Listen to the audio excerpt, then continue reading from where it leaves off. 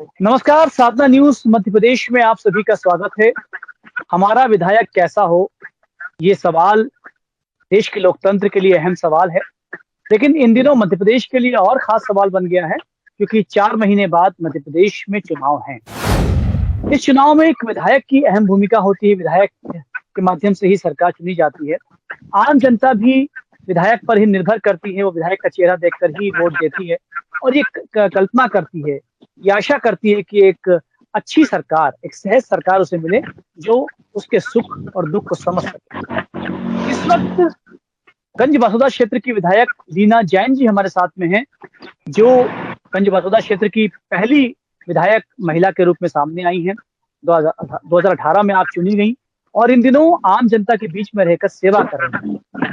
कई बार विधायक जब काम करता है तो उससे उसके सामने अच्छी प्रतिक्रिया भी आती हैं, कुछ खराब प्रतिक्रिया भी आती हैं। कुछ लोग संतुष्ट होते हैं, कुछ लोग असंतुष्ट होते हैं। लीना जी, बहुत स्वागत करते हैं हम आपका। हम आपसे बातचीत करें उसके पहले हम आपको दिखाना चाहते हैं कि आपके क्षेत्र के लोगों से हमने बातचीत की, उनकी आपके बारे में क्या राय है, उनकी क्षेत्र के बारे में क्या राय है और वो गंज बसोदा क्षेत्र को लेकर क्या सोचते हैं।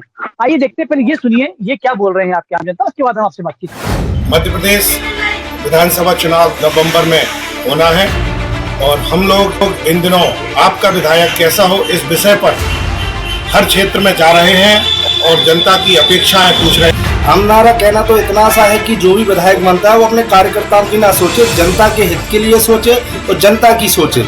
जो विधायक है वो उनको जनता ने बड़ी उम्मीदों के साथ चुना था।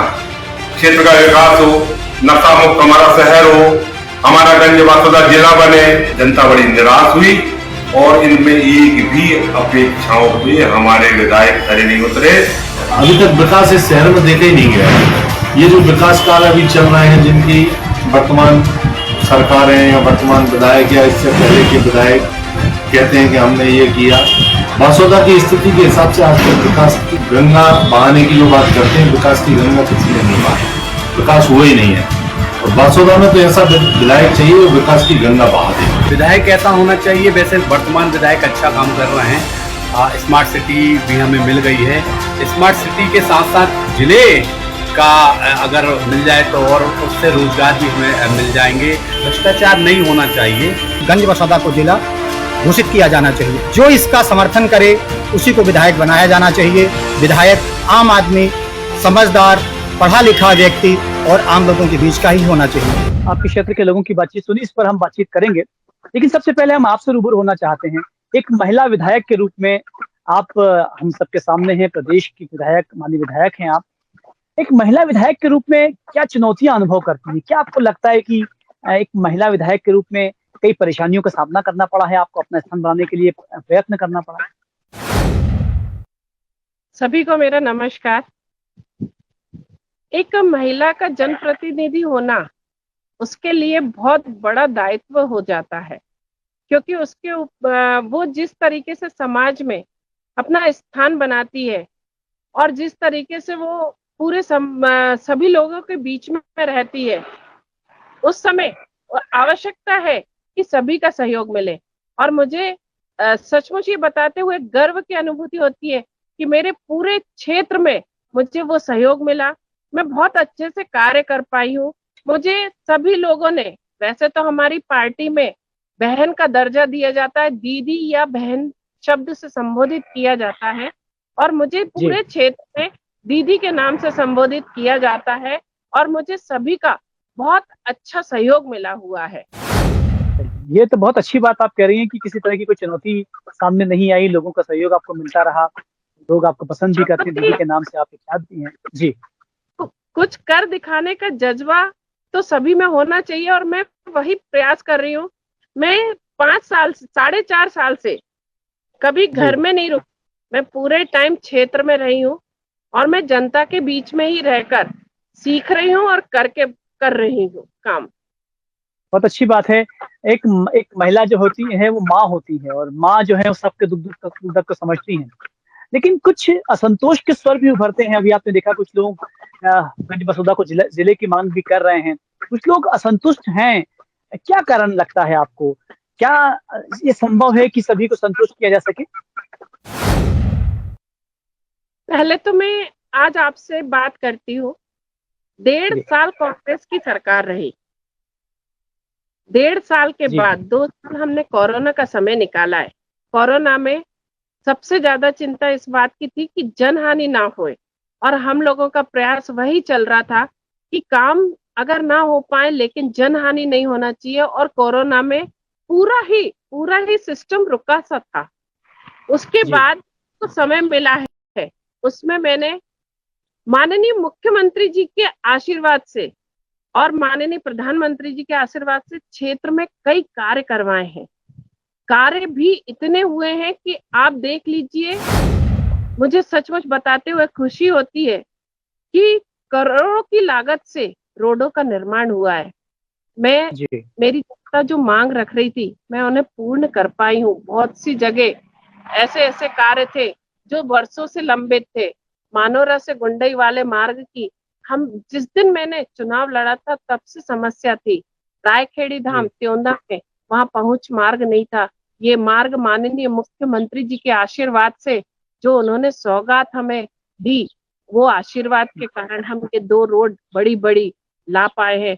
साथ ही माननीय मुख्यमंत्री ने बासोदा को रिंग रोड देकर एक ऐसी सौगात दी है जिससे हमारे बासोदा की जो यातायात व्यवस्था अव्यवस्थित रहती है वो उसमें सुधार होगा।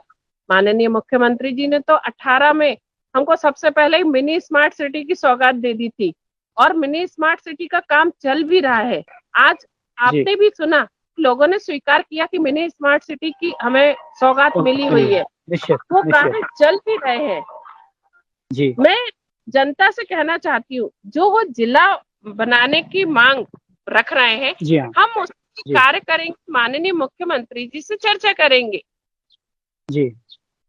ये डिमांड खासतौर पर किसकी है? क्या ये विपक्ष की डिमांड है या आम जनता की डिमांड है? ये बताना तो संभव नहीं है। विकास तो बहुत हो रहा है। वास्तवता की भी अगर हम बात करें, माननीय मुख्यमंत्री जी ने हमको 150 बेडेड अस्पताल की घोषणा की हुई है। हमारे यहाँ पारासरी ब्रिज जो सकरा था उसका चौड़ीकरण हुआ है। हमारे यहाँ नई मंडी शिफ्ट हुई है। नई मंडी में लाइट व्यवस्था नहीं थी, उसके लिए 1 करोड़ रुपए की सौगात माननीय मुख्यमंत्री जी ने दी, और उसका हम लोग लोकार्पण कर चुके हैं। पूरे में लाइट व्यवस्था हो चुकी है, पूरे में रोशनी है। इसके अलावा भी अन्य बहुत सारी सौगातें हमारी विधानसभा को मिली हुई हैं।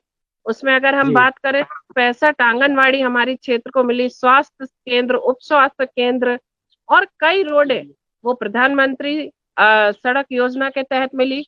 हमारे पीडब्ल्यूडी विभाग वाली भी कई रोडें हमको मिली हैं अभी, और सभी का कार्य तेजी से शुरू हो रहा है। लीना जी, आप यदि आपके बारे में बात की जाए तो आप खबरों में बनी रहती हैं, फिर वो चाहे कोई आपको धमकी मिले उसको लेकर, जिसमें आपको धमकी मिली थी और उसमें जो है अमित जी भी थे, गृह मंत्री, उनका नाम भी शामिल था। इसके बाद में एक वीडियो वायरल हुआ था जिसमें आप अधिकारी को पता बोल रही है कि उसका बासोदा क्षेत्र में रहना मुश्किल हो जाएगा। तो ये खबरों में बने रहती हैं, आप अपने आप हो जाता है या आप प्रयास करती हैं? क्या कोई व्यक्ति खुद चाहेगा कि उसे धमकी आए? जी। मैं आप ही से सवाल करती हूँ, कोई चाहेगा कि उसको धमकी आए? वो उस समय जो माहौल क्रिएट था, वो लेटर आया था, तो वो प्रशासन को देना ही था मुझे। मैं क्या उसको छुपा के रख देती? दूसरी चीज तो अधिकारी के साथ हुआ। आप ही बताइए, जब प्रोटोकॉल का उल्लंघन होगा, जहां मेरे सम्मान के साथ खिलवाड़ होगा, फिर कोई अधिकारियों क्या मैं बात नहीं करूंगी? क्या मैं उससे चर्चा नहीं करूंगी? मैंने कोई किसी को गलत नहीं बोला, मैंने बस उससे बात करी थी। जहां मेरा क्राइटेरिया होता है, मेरा प्रोटोकॉल होता है, वहां उनको पालन करना चाहिए, मुझे आमंत्रित करना चाहिए। उस समय कांग्रेस की सरकार थी, और कांग्रेस में जो पूर्व विधायक थे, जबकि वो पद पे नहीं थे, उन्होंने उससे कार्यक्रम संचालित कर लिया, और कार्यक्रम बीज वितरण का कैसे कार्य संपन्न हो गया, मेरी जानकारी में आए बगैर क्या मुझे अधिकार नहीं था कि मैं उस अधिकारी से पूछूं या बात करूं? बिल्कुल। और आम जनता भी यही आपसे उम्मीद भी करती है कि आप अपनी बात, जब आप अपनी बात नहीं लड़ पाएंगी तो आम जनता के तौर पर हो जाएगा लड़ना, निश्चित रूप से। लीना जी, आपसे पूछना चाहता हूँ कि खेल स्टेडियम का कॉन्सेप्ट भी आया था, क्या वो स्वीकृत होने के बाद वो बन गया है या किस स्थिति में है इस वक्त? मैं आपको बताना चाहती हूँ कि खेल स्टेडियम का कार्य शुरू हो चुका है। हम लोग ने उसका भूमि जी। पूजन का कार्य विकास यात्रा में किया था और उसका जी। कार्य शुरू हो गया है। हमारे यहाँ जो नई अदालत बनी हुई है उसके बिल्कुल लगा हुआ खेल स्टेडियम 3 करोड़ 6 लाख रुपए के उससे निर्माणाधीन है, उसका कार्य चल रहा है। जी। लीला जी, ये बताइए कि जो मध्य प्रदेश में इस वक्त मुख्यमंत्री शिवराज सिंह चौहान ने लाडली बहना योजना लागू की है और अब तो खैर लोग महिलाओं को लाभ मिलना शुरू हो गया है, लेकिन विपक्ष का भी आरोप है और ये स्वर उभर कर आ रहे हैं कि उसकी शर्तें बहुत टफ हैं, बहुत सारी महिलाएं उससे वंचित हो गई हैं, जिन महिलाओं को मिलना चाहिए था उनके खाते में पैसा नहीं पहुंचा है। आपको लगता है कि लाडली लक्ष्मी बहना जो है, ये योजना जो है लाडली बहना, ये आपके पक्ष में जा रही है या विपक्ष में जा रही है? सबसे पहले तो माननीय मुख्यमंत्री जी का हृदय से बहुत बहुत आभार कि वो हम बहनों के लिए एक और नई योजना लेकर आए हैं, लाडली बहना योजना। माननीय मुख्यमंत्री जी ने तो अनगिनत योजनाएं बेटियों के लिए और बहनों के लिए बनाई और उनका लाभ भी हमारी जनता को मिल रहा है। लाडली बहना की योजना का लाभ भी मेरी कई बहनों को मिला है और मैं बताना चाहती हूँ, अगर कोई बहन अपना फॉर्म जो जमा नहीं कर पाई है 10 तारीख से दोबारा से जमा कर सकती हैं। जो 1 करोड़ 20 लाख बहनें मध्य प्रदेश में जो लाडली बहना योजना से जुड़ चुकी थी, उनको 10 तारीख को 10 जून को सिंगल क्लिक के माध्यम से उनके खातों में राशि पहुंच चुकी है।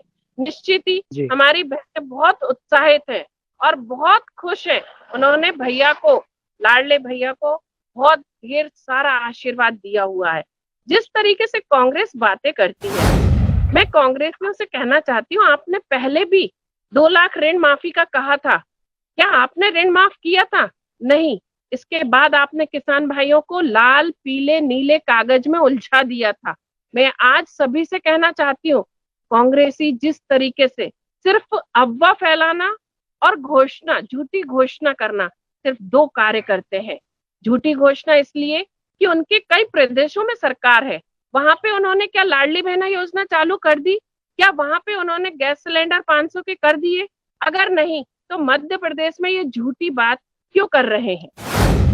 जी लीना जी, कांग्रेस जिस तरह से मैदान में आ गई है और वो लगातार भ्रष्टाचार की बात कर रही है और पिछली बार तो कांग्रेस जीत ही गई थी, ऐसा क्या इस बार होगा कि आपकी तरफ से कहा जा रहा है कि 200 सीट से ऊपर तो हम पहुंचेंगे? पिछली बार कांग्रेस जीती थी, इस बार मध्य प्रदेश में भाजपा की जीत हो, ऐसा क्या हुआ है? किस किस बात को लेकर आप विश्वास के साथ में कह सकती हैं कि इन कारणों के कारण जो है मध्य प्रदेश में भाजपा आ जाएगी? मध्य प्रदेश में जो विकास हमारी भारतीय जनता पार्टी की सरकार में हुआ है, वो विकास पहले कभी नहीं हुआ। पिछले जितने समय से हमारी सरकार है, हमारे मध्य प्रदेश में विकास हुआ है, सड़कों का जाल बिछा है, स्वास्थ्य सुविधाएं मिली हैं और साथ ही स्कूल कॉलेजेस का निर्माण हुए हैं। अभी माननीय मुख्यमंत्री जी ने सीएम राइज स्कूल की सौगातें दी हैं, ITI कॉलेज की सौगातें दी हैं। हमारे युवा साथियों के लिए भी अनेक योजनाएं लेके आए हैं। किसान भाइयों के लिए भी आपने देखा, जो कर्ज माफ हमारे पूर्व जो आप कह रहे हैं कि कांग्रेस सरकार 15 महीनों में नहीं कर पाई, वो माननीय मुख्यमंत्री जी अब कर रहे हैं। कार्य अगर कहें तो माननीय मुख्यमंत्री जी शिवराज सिंह जी चौहान जी के कार्यकाल में ही हुए हैं। हमारी सरकार जब से चाहे हम देश की बात कर लें या प्रदेश की, विकास का पहिया अगर चला है तो वो हमारी सरकार में ही चला है। मैं बस ये बात सभी से कहना चाहती हूँ कि अगर आप तराजू लेके भी तोलेंगे तो भारतीय जनता पार्टी की सरकार में ही लोगों को लाभ मिले हैं। लोगों को साथ हमारे प्रदेश का विकास हुआ है, हमारे देश का विकास हुआ है। हमारी सरकार है जो घोषणा नहीं करती, जो कहती है वो करके दिखाती है और वो करके जी है। लीना जी, आप एक महिला विधायक हैं, आपके क्षेत्र की महिलाओं को निश्चित रूप से आपसे उम्मीद होगी कि वो मजबूत हो। वो आपने ऐसा क्या किया है आपके क्षेत्र की महिलाओं के लिए कि उनको आप पर गर्व हो? मैंने महिलाओं के साथ हमेशा खड़ी रहती हूँ।